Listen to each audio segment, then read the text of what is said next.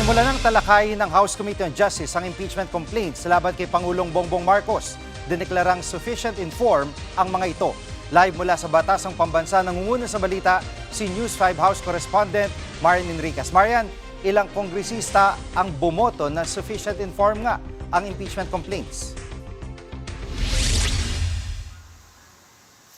Jiggy, 46 na kongresista nga yung bumotong pabor sa pagdedeklarang sufficient inform ang unang impeachment complaint laban kay Pangulong Bongbong Marcos. Isa naman yung tumutol at isa lang ang nag-abstain. Para naman doon sa ikalawang impeachment complaint, 35 ang bumotong pabor, 9 ang tumutol at isa ang nag-abstain. Kapag sinabing sufficient inform, Jiggy, ibig sabihin po kumpleto ang lahat ng dokumento. Pirmado ang mga ito ng complainants, verified at may notaryo at may resolution of endorsement. Ang unang reklamo ay inendorso po ni Pusong Pinoy Party List Representative Jet Nisay na inihain naman ng litigator na si Attorney Andre De Jesus. At yung ikalawang reklamo ay inihain ng Grupong Bayan at inendorso naman ng Makabayan Bloc. Jiggy.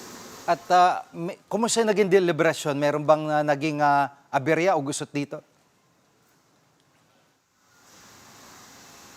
Jiggy, dun nga sa gitna ng deliberasyon, pinuna ni Cagayan del Oro Representative Rufus Rodriguez yung kawalan ng notaryo sa mismong verification page sa ikalawang reklamo nga na pirma ng mga complainant. Paliwanag naman ni Kabataan Party List Representative Rene Co, hindi kasya sa isang pahina yung lahat ng complainant kaya nasa ibang page yung notaryo. Nagkainitan din yung ilang kongresista. Sabi kasi ni Manila Representative Joel Chua, dapat present yung mga mismong complainant para patunayan sila nga yung lumagda sa reklamo. Bagay na tinablan naman ni mamamayang Liberal Party List Representative Leila De Lima. Narito yung kanilang sagutan.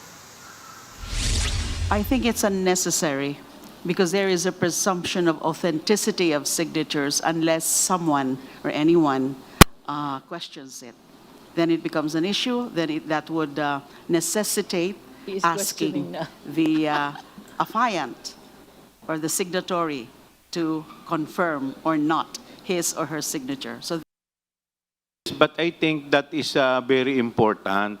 Why? Because we are talking here of the sufficiency in form. And one of the very important in the form is the signature itself. Otherwise, baka later on biglang itanggi, paano po yun? And in fact, there are several instances na sinasabi, hindi kanila yung signature.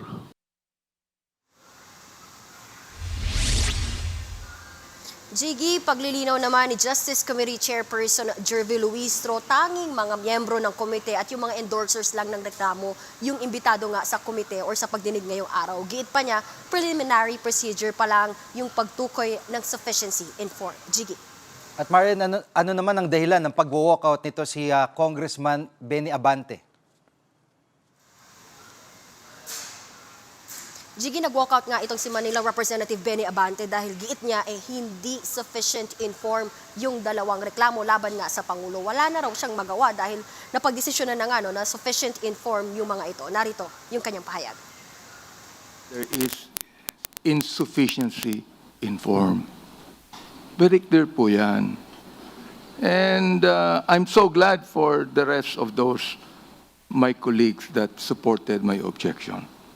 And therefore, realizing that this is actually an exercise in futility and a waste of the people's money, I therefore would like to walk out of this hearing right now.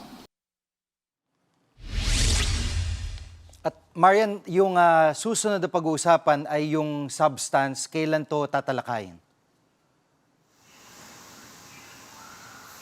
Yes, Jiggy, bukas naman tatalakayin ng Justice Committee kung sufficient in substance yung mga reklamo. Sa deliberasyon, bubusisiin kung yung mga alegasyon laban sa Pangulo ay tatayo bilang grounds for impeachment. Sa ilalim po ng saligang batas, 6 lamang yung grounds for impeachment. Yan yung culpable violation of the Constitution, treason, bribery, betrayal of public trust, graft and corruption, at other high crimes. Posible mabasura itong mga reklamo kung hindi ito lulusot na sufficient in substance. Yan muna ang latest. Dito sa Kamara, balik sa Jiggy. Yan ang ulat ni Marian Enriquez mula sa Batasang Pambansa.